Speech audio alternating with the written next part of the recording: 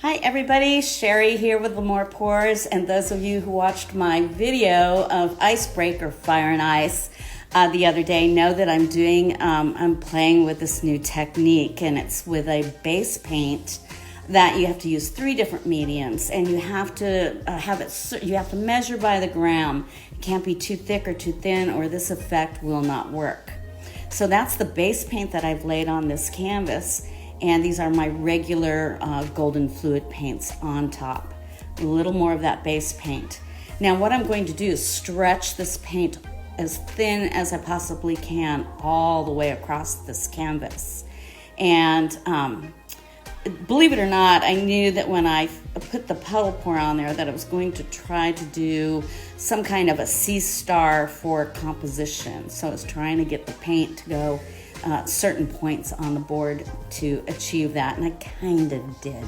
The most important thing is I achieved the effects that I wanted to with this new technique.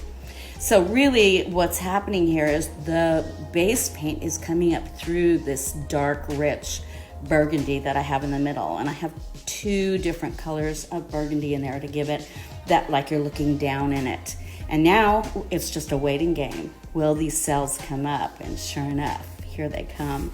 It was amazing to watch, really fun. I'm doing smaller canvases right now for Moxie, for Bria at Moxie Studios. Shout out to them.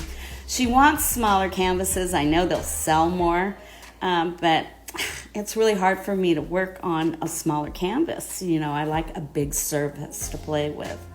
So this was a challenge for me actually to do these smaller canvases. So here I am with a torch. I'm trying to bring out some of those cells that are kind of stuck between that layer of paint and give it a bit more character. And it did, while we're still waiting for more of those cells to pop out on their own in the burgundy. So now I'm just popping out any bubbles that I see on the surface, not really trying to get cells. You do not get cells. There's no, by the way, no additives or anything. This is just mixing paint. Truly, chemistry collides with artistry, or I would say marries one another to come up with these beautiful effects.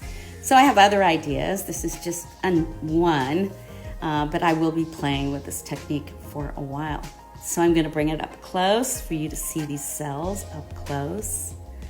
If you want to call them cells, pearls, I don't know. But kind of look like a starfish. I'm happy with it. Hope you guys enjoyed the video. Thanks for watching.